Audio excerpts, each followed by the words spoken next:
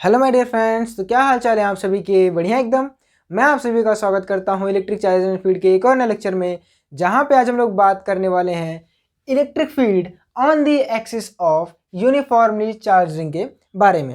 अच्छा, आपको ये एक रिंग है, क्या है? रिंग है, और इसकी एक्सिस पे हमें इलेक्ट्रिक फील्ड निकालनी है। अच्छा, रिंग ये मैंने ऐसे रखी, देखो ऐसे, ये रिंग ऐसे है। आपके पास अगर घर में कोई भी ऐसे, क्या बोलते हैं, जो अपन हाथ में कड़ा पहनते हैं, तो हमारे यहाँ इसको चुल्ला बोलते हैं। चुल्ला हो तो आप उसको ले लो, है ना, या तो कोई वायर ले लो जो कि गोल तरीके से लपेटा गया हो, तो वो कुछ ऐसे रखा गया है ना, ये चीज़ ऐसे रखी गई है। आप इसको 3D में इमेजिन करिए, और आपसे बोला गया है कि ये चीज़ यहाँ पे इलेक्ट्रिक फील्ड निकालना है। आपको समझाता हूँ। जैसे आपको बीच में कहीं तो लेक्चर में पढ़ाया गया था, इसी लेक्चर में नहीं, मतलब किसी लेक्चर में तो पढ़ाया गया था कि अगर ये एक वायर है, ठीक है, कंडक्टर है, तो आप कंडक्टर को आप क्या दे दो, करंट दो, अभी से बात है, करंट दो। तो आप करंट इस हिस्से को दोगे तो आपको इस हिस्से पे भी करंट लगेगा। अगर छूना नहीं है, टेस्टर से चेक कर लीजिएगा कि अगर आप इस हिस्से को करंट देते हो तो इस हिस्से को भी करंट मिलेगा। टेस्टर से चेक करोगे तो उसमें बल्ब जल जाएगा, ठीक है। यानी एक्चुअल में करंट है क्या?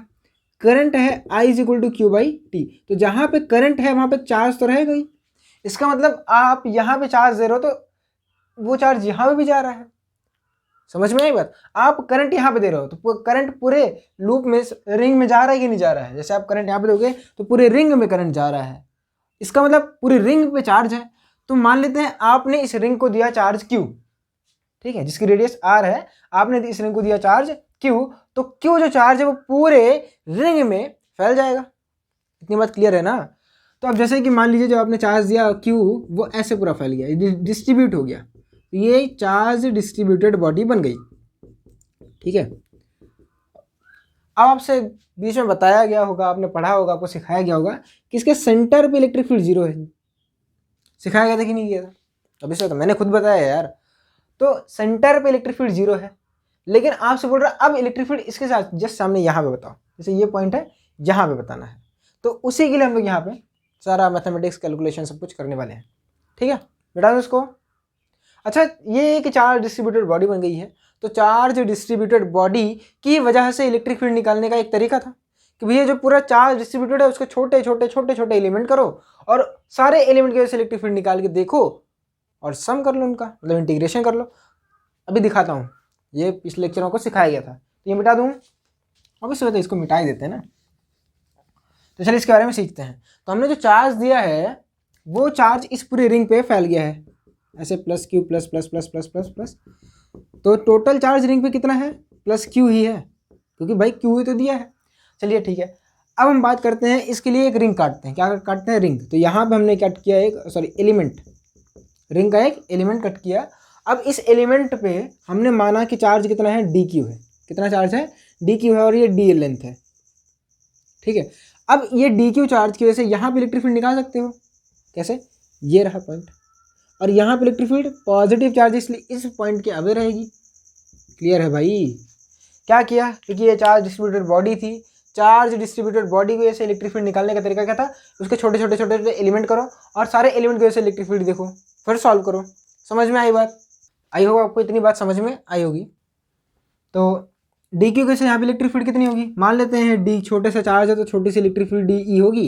इसके लिए हमें लिखना आती है क्या? कूलॉम्स लॉ से के डी क्यू अपन में ये डिस्टेंस मान लेते हैं आर स्क्वायर, ठीक है।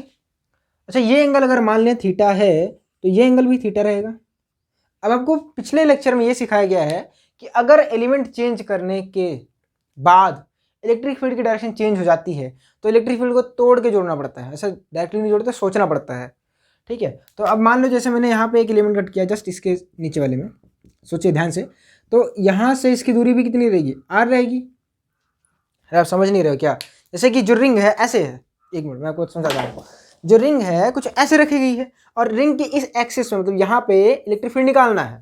जैसे आप समझो ये इलेक्ट्रिक फील्ड यहाँ पे निकालनी है, ठीक है। अब एक बात बताइए, कैसे पकड़ो इसको यार, जैसे ये देखो, ठीक है, यहाँ पे आपको इलेक्ट्रिक फील्ड निकालनी है। अब ये रिंग कुछ ऐसे है, और यहाँ से आपको इलेक्ट्रिक फील्ड निकालनी है। तो एक बात बताइए, सारे कॉर्नर से, ये गोल है, गोल है, गोल, ऐसे गोल मानो, तो सारे कॉर्नर से यहाँ की डिस्टेंस बराबर रहेगी? रहेगी कि नहीं रहेगी भाई? अगर इसको गोल मानो तो, अरे यार नहीं समझ रहे हो, जैसे कोई भी चीज़ गोल होती है तो उसके यहाँ से, जैसे ये चीज़ गोल है मान लो, ऐसे यहाँ पे कोई चीज़ गोल है, गोल गोल ऐसे मानो, इमेजिन करो यार, कैसे कहाँ से लेके आऊँ दिखाऊँ मैं, यहाँ पे तो आसपास कुछ रखा भी नहीं है, ऐसे गोल गोल है। अब इस गोल गोल से कुछ पॉइंट यहाँ पे जाओ, तो भाई ये डिस्टेंस कितनी है, आर। जैसे ये समझो ये चीज़ ऐसे है, आर हो गई, ये डिस्टेंस आप एक्स, दोनों में सेम रहेगी भाई, हर जगह सेम है। आप मान लो एलिमेंट चेंज करो, तो यहाँ से इसको मिलाओगे, यहाँ से इसको मिलाओगे, यहाँ से इसको मिलाओगे, तो सब कोई एक राइट एंगल ट्रायंगल बनाएंगे कि नहीं बनाएंगे, और सबके लिए ये डिस्टेंस हाइपोटेन्यूस होगी कि नहीं होगी। भाई मैथमेटिक्स से मैं क्या करूँ, इमेजिन करो भाई 3D है, मैं कह रहा हूँ कि आप आर रेडियस ये तो सेम रहेगा, एक्स डिस्टेंस भी सेम रहेगी, ये जो आप लाइन हरदम बना रहे हो हर एलिमेंट की वजह से, वो एक ट्रायंगल बनाएगी, राइट एंगल ट्रायंगल, क्योंकि ये और ये आपस में परपेंडिकुलर रहेंगे ना, और ये आपस में परपेंडिकुलर रहेंगे, तो ये हमेशा हाइपोटेन्यूस नहीं हो जाएगा, हो जाएगा। अब ये अगर हाइपोटेन्यूस हुआ तो ये इसकी डिस्टेंस क्या लिखोगे, R square plus x square, मतलब सबकी डिस्टेंस आर ही रहेगी। ये बात समझ पा रहे हो मेरी बात, क्या इस बात को समझ पा रहे हो जो मैंने समझाया, कि ये दूरी अगर आर है तो ये भी आर रहेगी, और यहाँ पे कोई एलिमेंट कट करोगे तो उसके लिए भी ये डिस्टेंस आर रहेगी।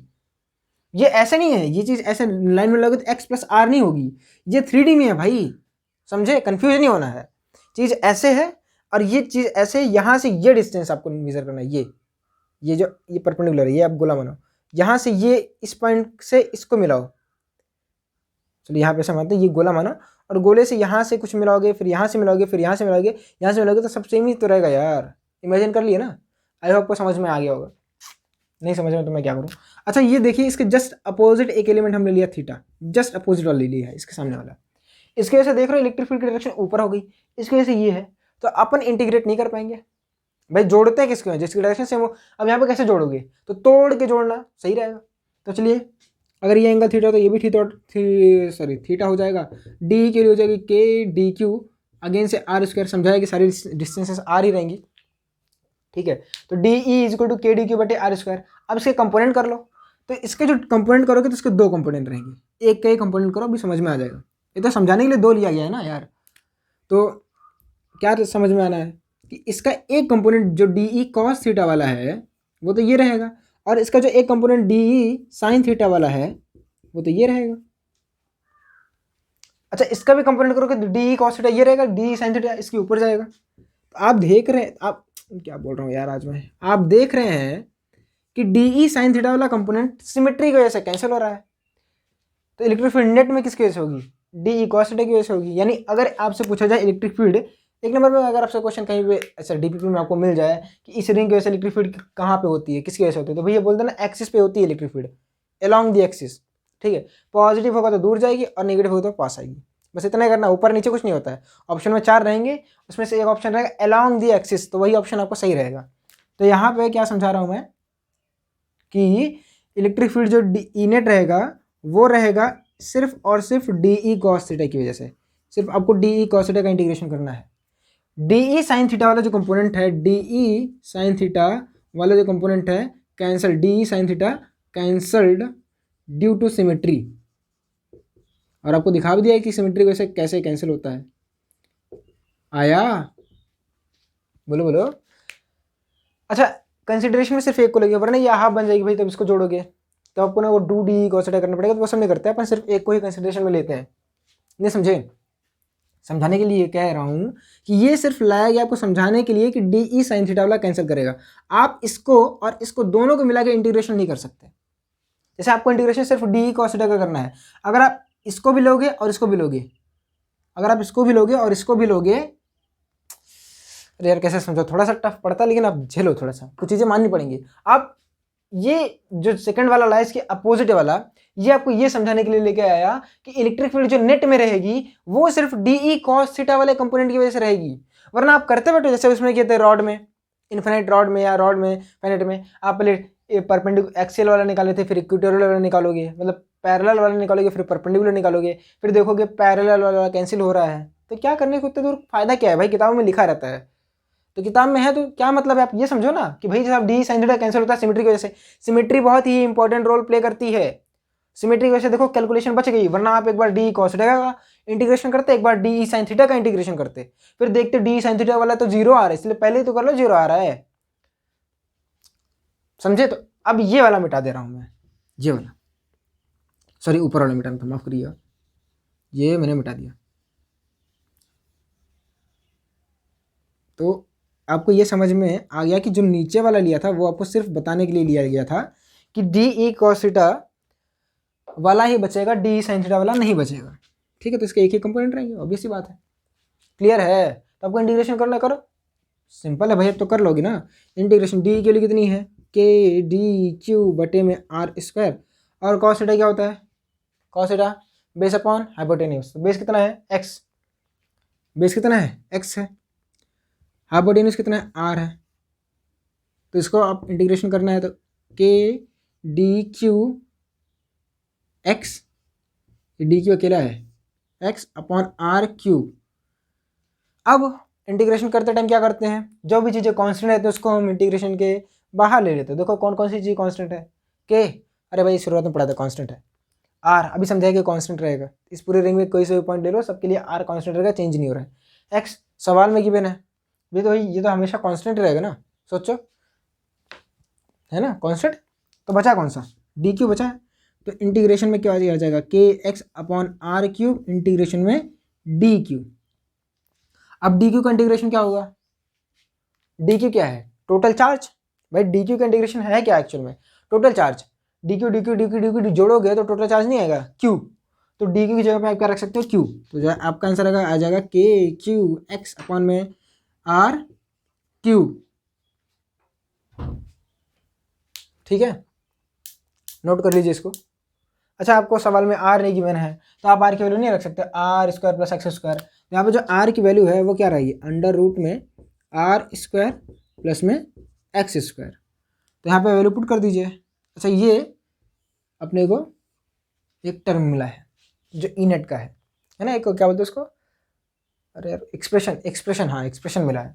तो ई नेट का जो फॉर्मूला आएगा वो रहेगा के क्यू एक्स अपॉन में आर क्यूब की जगह पे ये करोगे तो ये क्या है, R square plus x square की पावर 3, सॉरी 1/2, क्या है 1/2, और वहाँ पे 3 है, तो नहीं समझे, ये एक्चुअल में क्या है, ये है R square plus x square की पावर 1/2, है कि नहीं है। अब ध्यान से देखो, इसी का क्या है, क्यूब है, तो पावर्स मल्टीप्लाई हो जाएंगी कि नहीं हो जाएंगी। तो यहाँ पे जो आएगा आपका एक्सप्रेशन वो रहेगा R square plus x square की पावर 3/2। समझे, ये जो एक्सप्रेशन है ये रट लो भाई, इसके ऊपर क्वेश्चन पूछ लेगा, है ना। तो आपको याद होना चाहिए, ऐसा नहीं कि भूल गए ऐसे मजे में ले लिए। तो जितने भी आपको एक्सप्रेशन बताए जा रहे हैं आप उनको याद करिए, है ना, वो डायरेक्टली फॉर्मूले में, सॉरी डायरेक्टली क्वेश्चंस में यूज होंगे। आपके पास जो बुक है आप उसको सॉल्व करेंगे तो आपको पता चलेगा कि है ऐसा, स्कूल वाले नहीं, स्कूल वाले में तो होगा भी नहीं, है ना। तो वहाँ पे नहीं है, आप उसको ऐसा देखो, इसमें ढेर सारे क्वेश्चन बन सकते हैं। अगर आपसे बोल दिया जाए 2 कूलाम की रिंग है, उसकी रेडियस 3 मीटर है, 4 मीटर दूरी पे आपको बताने इलेक्ट्रिक फील्ड कितने, तो आप बता लोगे, समझे। तो ये आपको समझ में आना चाहिए। अच्छा, यहाँ पे हमने क्या सीखा, इस रिंग पे हमने सीखा कि इलेक्ट्रिक फील्ड के एक्सिस पे, रिंग के एक्सिस पे इलेक्ट्रिक फील्ड रहेगी, ऊपर नीचे नहीं रहेगी। और क्या सीखा भाई, डी sin थीटा कैंसिल हो गया था सिमेट्री की वजह से, ये तो सीख लिया था शुरुआत में ही। अब मतलब इसका जो समरी है वो ये है कि अगर ये रिंग है और इसके ऊपर प्लस क्यू चार्ज है, कितना चार्ज है, प्लस क्यू चार्ज है, तो आपसे इस यहाँ पे इलेक्ट्रिक फील्ड दूर जाएगी और इधर भी इलेक्ट्रिक फील्ड दूर जाएगी। भाई पॉजिटिव चार्ज की वजह से इलेक्ट्रिक फील्ड दूर जाती हुई, तो यहाँ से इस पॉइंट पे इलेक्ट्रिक फील्ड अवे रहेगी, आपको इस पॉइंट पे निकालना पड़ेगा, तो यहाँ पे भी अवे रहेगी ना, अवे फ्रॉम पॉजिटिव चार्ज। याद है कुछ, अच्छा इसको मिटा दें, चलिए यहाँ पे ये समझ लो। और अगर मान लो इसी पे नेगेटिव चार्ज है, क्या है, नेगेटिव चार्ज, तो नेगेटिव चार्ज में टूवर्ड्स दी होती है रिंग, तो टूवर्ड्स हो जाएगा। तो ये तो कंफ्यूज नहीं होगा ना, ये एक्सिस है, एक्सिस के अलॉन्ग रहेगी। यहाँ पे 2 चीज़ें पता चली हैं। एक्सप्रेशन क्या है, के क्यू एक्स बटे R square plus x square की पावर 3/2। ये फॉर्मूला रट लो, याद कर लो, और आसान रहेगा आप सबके लिए। ठीक है, नोट कर लीजिए इसको। हो गया भाई नोट, मिटा दूँ यार, तुम लोग वीडियो पॉज करके भी नोट कर सकते हो ना, मैं बेफालतू खड़ा रहता हूँ, आदत है ना। जब क्लास में पढ़ाते हैं तो क्या होता है, जैसे क्लास में तो कोई पढ़ाने का कोई मौका नहीं मिला है, ऐसा जब ट्यूशन पढ़ाते हो, ट्यूशन मतलब कोचिंग पढ़ाते हैं, तो बच्चे ऐसे मतलब बैठा रहता हूँ, ऐसे बैठ जाता हूँ काफ़ी देर तक। यहाँ पे तो क्या रहता है, तुरंत आगे बना के चले जाओ। तो यहाँ पे अगर मतलब लेक्चर 40 मिनट का है तो उसको अगर ऑफलाइन पढ़ाने में हम लोगों को कम से कम 1 घंटे तो टाइम लग जाता है ना, क्योंकि यहाँ पे आप लोग हो नहीं, यहाँ पे आप लोग क्वेश्चन ही पुट कर सकते हैं, वहाँ पे उल जलूल क्वेश्चन पूछेंगे। तो वही से थोड़ा बहुत आपको समझाने के लिए ये आया था। तो वहाँ पे उनका डाउट था कि ये आर बराबर कैसे था, इसलिए मेरे को इतना समझाने में टाइम लगा कि आप में से भी काफ़ी लोग कन्फ्यूज रहोगे कि आर हमेशा कॉन्स्टेंट क्यों हो जाता है। तो इसलिए मैंने थोड़ा सा उसके ऊपर ज़्यादा जोर दिया है, ऐसा नहीं है। तो हमने यहाँ पे इसको मिटा दो, इस फिगर को थोड़ा सा मिटाने दो। इलेक्ट्रिक फील्ड जो भी हमने निकाली वो अवे रहेगी, इतनी लंबी एरो क्यों खींचना आप। तो यहाँ पे इलेक्ट्रिक फील्ड अवे रहेगी और इसकी वैल्यू क्या रहेगी, electric field E is equal to KQ(x) upon में R² प्लस x² की पावर 3/2। यहाँ पे कुछ नोट पॉइंट्स हैं जो कि आपको नोट करने चाहिए। अब वो नोट पॉइंट्स क्या क्या है, नोट पॉइंट 1 है, नोट पॉइंट 1 जो आपको नोट करना चाहिए वो क्या है, वो है ये कि अगर आप इस फॉर्मूले में x पुट कर दोगे तो इलेक्ट्रिक फील्ड 0 हो जाएगी। x क्या है, अगर आप x को 0 पुट करोगे, 0 मतलब x को घटाते जाओ घटाते जाओ घटाते जाओ और 0 पुट कर दो तो आप इस रिंग के सेंटर पे पहुंच जाओगे, पहुंचोगे कि नहीं पहुंचोगे। तो हमने ये सीखा कि इलेक्ट्रिक फील्ड के सेंटर पे इलेक्ट्रिक फील्ड 0 है, जो कि हमने पहले ही पढ़ा था, है ना, जो हमने पहले भी सीखा था। तो at x is equal to 0 electric field E is equal to 0 या E विल बी 0, जो भी लिखना तुम लोग लिखो, ठीक है, कोई दिक्कत नहीं है। अच्छा पहला, ये तो पहला नोट पॉइंट था। दूसरा नोट पॉइंट क्या है, दूसरा नोट पॉइंट ये है कि अगर x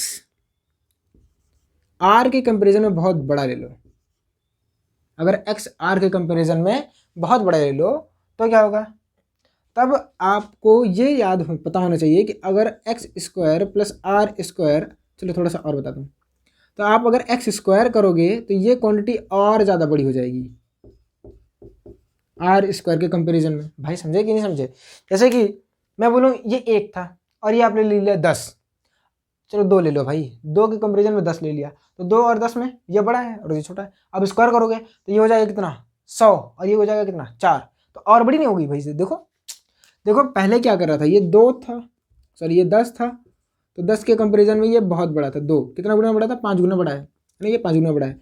लेकिन जैसे इसका स्क्वायर किया और ये 4 हुआ तो अब कितना गुना बड़ा हो गया, 25 गुना, है ना, 25 टाइम्स 25 टाइम्स से बड़ा हो गया ये। तो ये अगर स्क्वायर करते और एक्सप्रेशन और ज़्यादा तेज बड़ा होने लगता है। तो यहाँ पे क्या सिखाना चाहता हूँ, यहाँ पे ये सिखाना चाहता हूँ कि अब अगर आप इसमें इसको ऐड करोगे, अब इसको x² में r² ऐड करोगे तो वो क्वांटिटी 0 से, सॉरी क्या मैं ये क्या गलती बोल रहा हूँ, छोड़ो। अब ये इधर ऐड करोगे तो इस क्वांटिटी को आप लगभग लगभग बोल सकते हो x² के बराबर। मैं थोड़ा सा गलत भग गया था, मैं क्या समझाना चाहता हूँ, जैसे आप 1 किलोमीटर, जैसे कि आप ध्यान से देखो, अगर आपको बहुत ज़्यादा चीज़ें मिल रही है, आप छोटी चीज़ें नेगलेक्ट कर देते हो कि नहीं कर देते हो। अरे ऐसा समझो कि आप बाजार में गए, ढेर सारा सामान लिए और आपने मतलब 1000 रुपये का सामान लिया, अब उससे 1 रुपये का कुछ चीज़ मांगोगे तो वो आपसे 1 रुपये का पैसा लेगा, नहीं लेता ना। तो सेम चीज़ है भाई, तो यहाँ पे आप सामान कितने के लिए 1001 रुपये का, पर आप उसको दोगे कितना 1000 रुपये, 10, that's it, that's I want to explain you यार, रियल लाइफ से रिलेट करो चीज़ों को, समझ में आ जाएगा। तो वही मैं बताना चाहता हूँ कि 1000 के कंपेरिजन में 1 रुपये बहुत छोटा है, 1000 के कंपेरिजन में 1 रुपये बहुत छोटा है। तो 1000 में अगर 1 ऐड करोगे तो क्या 1000 ही तो रहेगा, समझे, ठीक है। तो अब ये क्या हो जाएगा, अब एक्सप्रेशन में पुट करो वैल्यू, तो electric field E is equal हो जाएगा KQX अपॉन में ये हो जाएगा x², ये पूरा टाइम किसके बराबर हो जाएगा x², और x² की पावर 3/2 यानी x³ हो जाएगा। जब आप इसको सॉल्व करेंगे तो आएगा KQ अपॉन में x²। ये फॉर्मूला आपको देखा देखा लग रहा है कहीं पे, KQ अपॉन x² वाला। हाँ, तो आपको याद हो तो जब हमने कूलॉम्स लॉ पढ़ाया था तो आपको बताया था कि दो जो ये जो पढ़ रहे हो ये पॉइंट चार्ज के लिए वैलिड है। तो पॉइंट चार्ज मतलब क्या था कि अगर मान लो मैंने एक बहुत बड़ा गोला यहाँ पे पकड़ा है, तो एक यहाँ से मैं 10 किलोमीटर दूर पकड़ूँ ना, सीधे लाइन पे 10 किलोमीटर दूर पकड़ूँ, तब वो वहाँ से देखोगे तो वो पॉइंट चार्ज हो जाएगा। तो सेम चीज़ वैलिड है भैया, एक्स आप इस रिंग से बहुत दूर चले जाओगे, इस रिंग के रेडियस से बहुत दूर चले जाओगे तो ये जो रिंग है आपको पॉइंट चार्ज दिखेगी नहीं दिखेगी, बोलो बोलो, दिखेगी ना। तो बस वही समझाना चाहता हूँ भाई, आपको दूर चले जाओगे तो वो को पॉइंट चार्ज दिखेगा, तो पॉइंट चार्ज के इलेक्ट्रिक फील्ड क्या होती है KQ/x²। ये प्रूव भी कर रहा है और ये हमको पता भी था, है ना। तो ये 2 नोट पॉइंट हो गए। तीसरा नोट पॉइंट क्या है, तीसरा नोट पॉइंट ये है कि अगर limit x tend to infinity कर दो, यानी x को बहुत इन्फिनाइट कर दो, तो इलेक्ट्रिक फील्ड की वैल्यू क्या हो जाएगी, 0। अब भैया आपको एक एक्सप्रेशन मिल के रखा है मैथमेटिक्स वाले x टेंड टू इन्फिनिटी करो, यहाँ पे limit x tend to infinity करो तो आपको इलेक्ट्रिक फील्ड ई की वैल्यू 0 मिलेगी। ये हम जानते भी हैं कि भैया चार्ज से अगर बहुत दूर चले जाओ तो इलेक्ट्रिक फील्ड की वैल्यू 0 ही तो रहती है, पता है ना, दैट्स इट। कि भैया x टेंड टू इन्फिनिटी पे इलेक्ट्रिक फील्ड 0 यानी अनंत पे इलेक्ट्रिक फील्ड 0 है, x इक्वल टू 0 पे इलेक्ट्रिक फील्ड 0 है। क्या बीच में हर जगह सब 0 है? क्या बीच में सब जगह इलेक्ट्रिक फील्ड 0 है? नहीं ना, बीच में तो कुछ तो है। तो आप ध्यान से सोचो कि यहाँ पे 0 है, अनंत पे 0 है और बीच में कुछ वैल्यू है, यानी यहाँ से बढ़ी और फिर घट रही है, तो कहीं ना कहीं मैक्सिमा तो लेगी ना भाई। आप इसका ऐसा समझो कि मान लो आप एक पहाड़ी की चोटी पे चढ़ रहे हो, आप यहाँ पे चढ़े और यहाँ पे उतर गए, आप चढ़े और उतरे, समझो आप यहाँ से चढ़े, पहाड़ी कुछ ऐसी थी, ऐसे कोई पहाड़ी थी, आप यहाँ से चढ़ना शुरू किया तो आपकी ऊंचाई कितनी थी, 0 थी। जब आप नीचे उतर गए तो आपकी ऊंचाई कितनी थी, 0 थी। लेकिन आप जब चढ़े थे तो आपकी कुछ मैक्सिमम हाइट पे पहुँच के तब तो नीचे उतरोगे भाई। जैसे आप चढ़ रहे हो कुछ हाइट पे चढ़े, मैक्सिमम हाइट पे पहुँच गए, मैक्सिमम हाइट पे पहुँचने के बाद तब आप तो दोबारा से डिक्रीज किए है ना। तो पहले देखो बढ़ रहा है फिर घट रहा है, पहले बढ़ रहा है, देखो बढ़ रहा है फिर घट रहा है। तो सेम चीज़ यहाँ पे इलेक्ट्रिक फील्ड यहाँ से बढ़ रही है फिर घट रही है। अब वही देखना है, आपसे सवाल में क्या पूछेगा कि भाई कोई मैक्सिमम वैल्यू लेके ही तो पलटी मारेगा भाई। जहाँ पे इलेक्ट्रिक फील्ड मैक्सिमम होगी उसी के बाद से घटना शुरू होगी, यहाँ से बढ़ रही है और यहाँ से घट रही है, एक पॉइंट ऐसा आएगा जहाँ पे इलेक्ट्रिक फील्ड मैक्सिमम होगी। तो वही आपसे पूछ रहा है कि find the point where electric field is maximum. आपको वो पॉइंट बताना है जहाँ पे इलेक्ट्रिक फील्ड की वैल्यू मैक्सिमम होगी, ठीक है।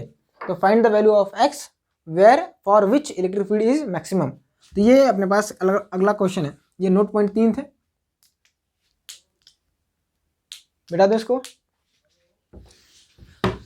तो ऊपर वाले मिटा देते हैं। आपको देखना था कि ऊपर दिख रहा था कि नहीं, दिख रहा था ना, मैं पीछा कि एक बार भी देखा नहीं। चलो भाई जो भी होगा।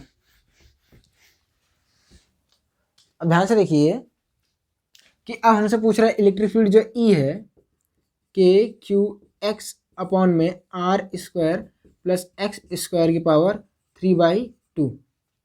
अच्छा आप मैथमेटिक्स पढ़ते होंगे तो आपको पता होगा ये जो फंक्शन है इंक्रीजिंग और डिक्रीजिंग दोनों है। अभी फील भी कराया कि भैया फंक्शन देखो इंक्रीजिंग है, शुरुआत में 0 था फिर बढ़ रहा है 0 से, फिर देखो उसके बाद कोई मैक्सिमम वैल्यू लेके वो घटना शुरू कर दिया।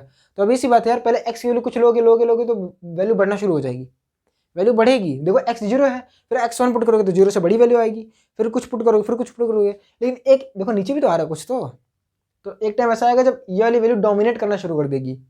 शुरुआत में ये वैल्यू डोमिनेटिंग है, ये भी हम मान रहे हैं, लेकिन बाद में ये वैल्यू डोमिनेट नहीं करेगी।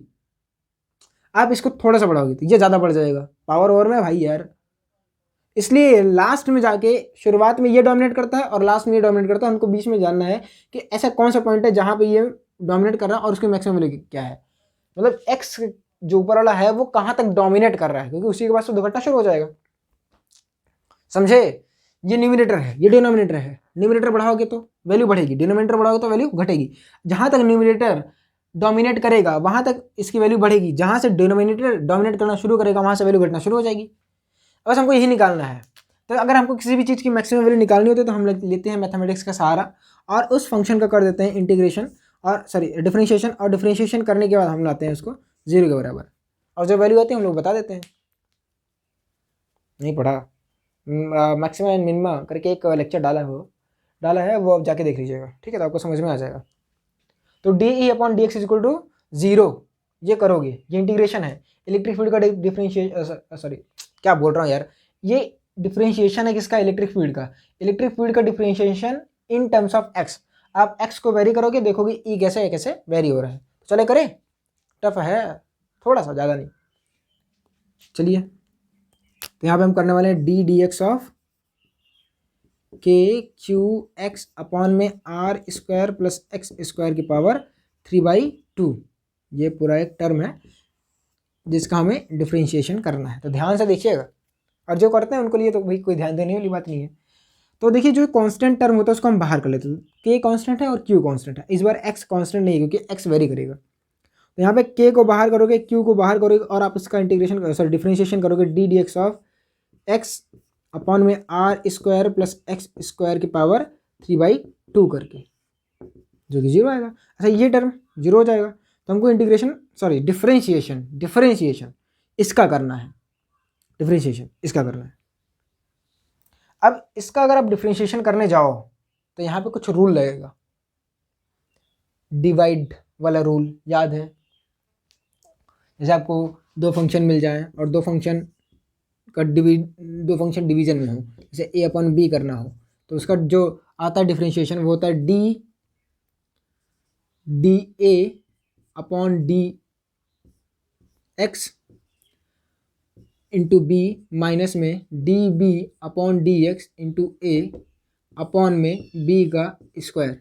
कैसे याद करते हैं इसको, ये डिनोमिनेटर है, ये न्यूमरेटर है, तो सबसे पहले न्यूमरेटर का डिफरेंशिएशन और डिनोमिनेटर से मल्टीप्लाई कर दो, माइनस डिनोमिनेटर का डिफरेंशिएशन और न्यूमरेटर से मल्टीप्लाई कर दो अपॉन डिनोमिनेटर का स्क्वायर। समझे, बस ये फॉर्मूला लगाना है। अब यहाँ पे देखो अपने पास एक ये है और एक ये है, करो तो इसका क्या डिफरेंशिएशन डी डी एक्स। तो चलिए करते हैं। तो ये रहा a, तो सबसे पहले हमको क्या करना है D D x of a, और किससे मल्टीप्लाई करना है नीचे वाले टर्म से। तो चलो करते हैं D D x of x और मल्टीप्लाई करना है R square plus x square की पावर 3/2 से, माइनस अब x से मल्टीप्लाई करके हमें डी डी एक्स करना है किसका, R square plus x square की पावर 3/2, और नीचे वाला टर्म जो भी आएगा वो 0 की वजह से 0 हो जाएगा, तो ये पूरा टर्म भी 0 के इक्वल है। क्लियर है। अब x का डिफरेंशिएशन क्या होता है, आप यहाँ पे डिफरेंशिएशन करने के लिए निकालो formula x d D x की power x to the power n, d D x of x to the power n, जिसका फॉर्मूला होता है n(x(n-1). डिफरेंशिएशन भाई 11th में पढ़ाया जाता है, बेसिक मैथमेटिक्स में पढ़ाया जाता है, मैथमेटिक्स वालों को 12th में पढ़ाया जाता है, तो वहाँ पे आप लोगों को सीखा होगा ये फॉर्मूला, ठीक है। अच्छा यहाँ पे देखिए, यहाँ पे कुछ कांस्टेंट प्लस कोई फंक्शन है, बहुत टफ हो जाने वाला है, तो इसका देखो आप कैसे करते थे। चलो मैं डायरेक्टली पहले कर देता हूँ फिर आप समझिएगा। तो यहाँ पे हो जाएगा आर स्क्वायर, भाई ऑब्वियसली बता, मुझे भी टफ लगा था पहले, आर स्क्वायर एक्स स्क्वायर की पावर 3/2, और इसका 1 हो जाएगा क्योंकि भाई यहाँ पे x की पावर 1 है, तो यहाँ पे 1 और 1 माइनस 1 0, तो 1 आएगा ना, तो यहाँ पे 1 आ जाएगा माइनस में x। अब इसका डिफरेंशिएशन करना है R square plus x square की पावर 3/2। तो आपको करने का सबसे आसान तरीका बताऊँ, सबसे पहले आप इसको पूरे को कुछ मान लो, ऐसा मान लो। अब देखो कुछ लिखा है x की पावर 3/2, यहाँ पे x की पावर 3/2 मान के इसका डिफरेंशिएशन कर दो, है ना। जैसे कि आपको समझा के आ रहा हूँ, मैं बोल रहा हूँ R square plus x square को अभी मान लो कुछ तो लिखा है x के टर्म में, मतलब अकेला, आप इसको अकेला मान लो। इसका ऐसे डिफरेंशिएशन कैसे करोगे, तो पावर क्या है n की जगह पे 3/2 है कि नहीं है, x की जगह पे क्या है ये है, x की जगह पे ये पुट कर दो, r square plus x square की पावर 3/2 माइनस 1, तो हो जाएगा 3/2 r square plus x square की पावर 1/2। भाई 3 में से 2 गया, 1/2 हो जाएगा, ठीक है, यहाँ तक तो हो गया। पर अंदर में कुछ और भी है, तो अंदर में जो कांस्टेंट है, अंदर जो फंक्शन है, इसका भी एक बार डिफरेंशिएशन कर दो, मल्टीप्लाई करो, और अंदर में जो फंक्शन है, जैसे ये फंक्शन है, इसका भी एक बार डिफरेंशिएशन कर दो। अंदर में कौन सा फंक्शन है, एक्स की यहाँ पे r square plus x square है, तो आप एक बार करो r square plus x square का डिफरेंशिएशन कर दो। तो आर तो कांस्टेंट टर्म में इसका 0 हो जाएगा, और एक्स स्क्वायर क्या हो जाएगा 2x, तो एक्स स्क्वायर का क्या हो जाएगा 2x, तो r square plus x square का जो डिफरेंशिएशन आया उससे इसको मल्टीप्लाई कर दो। यह होता है चेन रूल,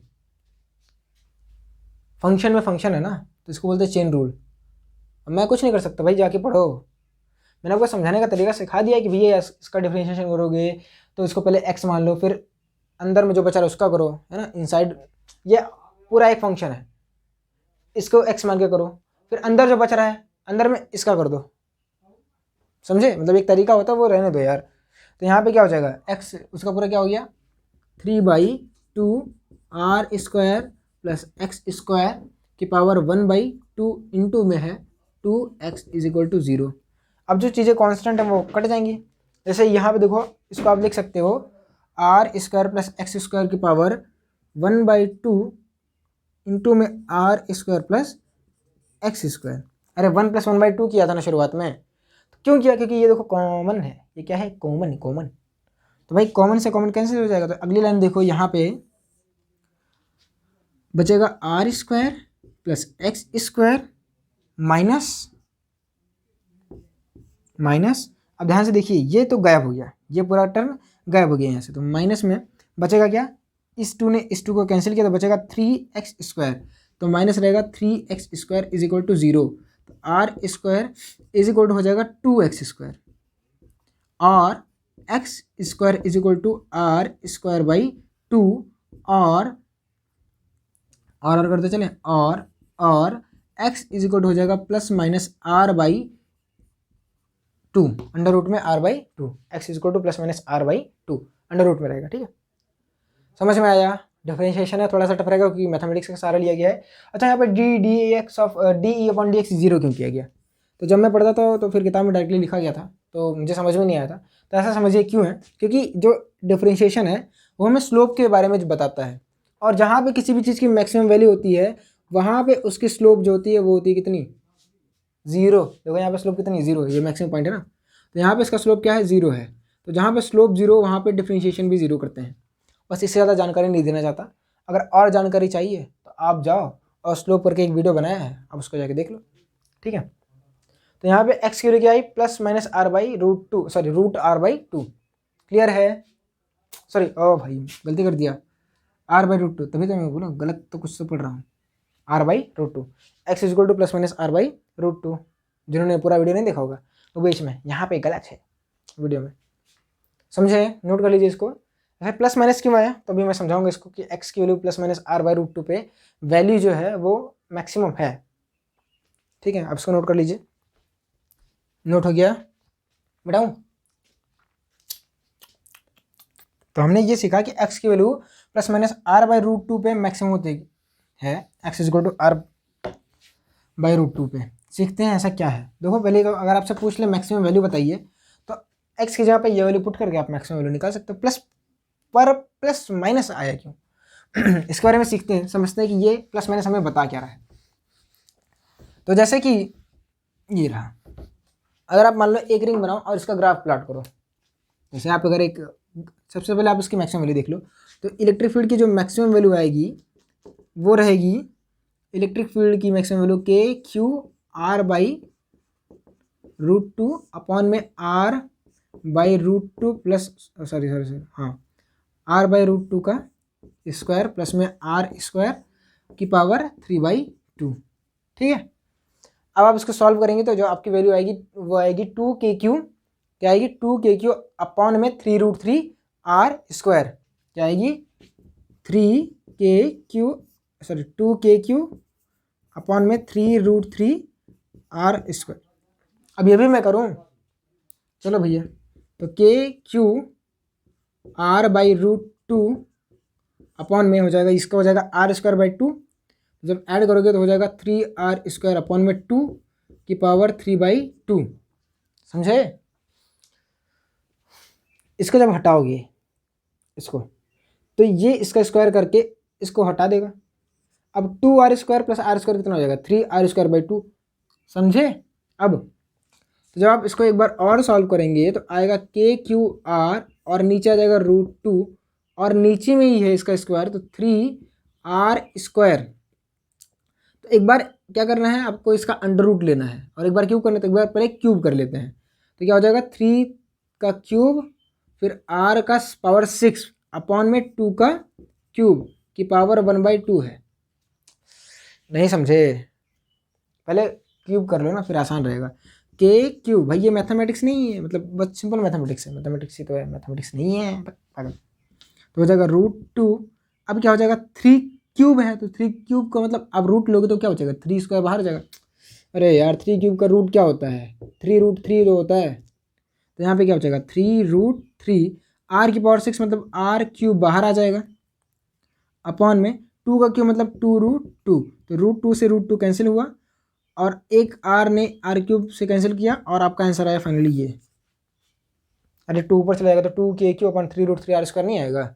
अब यहाँ पे बात करते हैं कि x की वैल्यू +-r/√2 से क्या मतलब है। तो यहाँ पे देखिए, जब आप इसको ग्राफ पे प्लॉट करोगे, तो ये मान लेते हैं अपना ग्राफ है और यहाँ पे हमको प्लॉट करना है, तो रिंग को यहाँ पे रखोगे, क्यों रिंग को ऐसे क्यों रखा, यहाँ पे ही क्यों रखा, क्योंकि भैया जब इलेक्ट्रिक फील्ड को किस में बताते हो, वाई में बताते हो, तो जब इलेक्ट्रिक फील्ड को आप वाई में बताओगे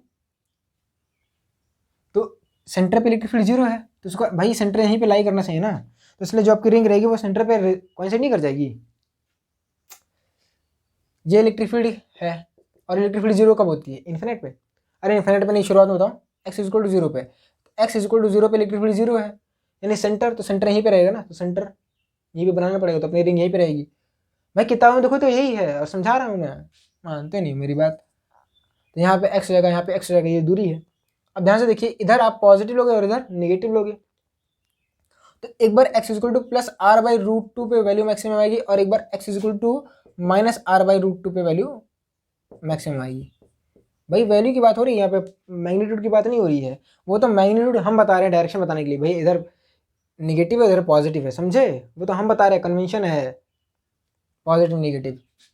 तो अब ध्यान से देखिए, यहाँ पे इलेक्ट्रिक फील्ड पॉजिटिव जीरो है, तो जीरो से इलेक्ट्रिक फील्ड बढ़ेगी, और ये मैक्सिमम वैल्यू लेके ऐसे जीरो हो जाएगी। तो मैं थोड़ा सा मैक्सिमम वैल्यू ऐसे अच्छे से बनाऊँ, तो यहाँ पे मैक्सिमम वैल्यू कहाँ है? यहाँ पे, मिटा के ऐसा बना देते हैं इसको। तो यहाँ पे मैक्सिमम वैल्यू है, और यहाँ पे एक्स की value r by root two है, और यहाँ पे देखो, यहाँ पे इलेक्ट्रिक फील्ड स्विच हो रही है, तो इलेक्ट्रिक फील्ड लेकिन हर जगह जीरो है, तो अपना जो फंक्शन रहेगा, जो ग्राफ बनेगा वो कंटिन्यूस बनेगा, तो जो इलेक्ट्रिक फील्ड की वैल्यू आएगी वो रहेगी ऐसे। तो यहाँ पे इलेक्ट्रिक फील्ड की वैल्यू यहाँ पे मैक्सिमम है, तो r by root two minus में यहाँ पे रहेगा, ये ग्राफ होता है। ये है आर बाई रूट टू की वैल्यू, समझे? हमने क्या किया है, हमें वैल्यू मिली थी, हम आपको सिखा रहे थे प्लस और माइनस में क्या डिफरेंस है, मतलब प्लस माइनस क्यों आया, तो वही सिखा रहे हैं। भाई प्लस इसलिए आता है क्योंकि इधर ले रहे हो, और माइनस इसलिए आएगा कि इधर ले रहे हो, और प्लस माइनस हमने बनाया है इलेक्ट्रिक फील्ड की डायरेक्शन लेने के लिए, हमने इस डायरेक्शन को पॉजिटिव मान लिया है। अच्छा एक बात तो, यहाँ पे इलेक्ट्रिक फील्ड इधर रहेगी इसलिए इसको पॉजिटिव बोला, और यहाँ पे इलेक्ट्रिक फील्ड इधर रहेगी इसलिए इसको नेगेटिव बोला, इसलिए नेगेटिव आ रहा है आंसर। ठीक है, आई होप आपको समझ में आ गया होगा। तो मिलते हैं नेक्स्ट लेक्चर में, तब तक के लिए बाय।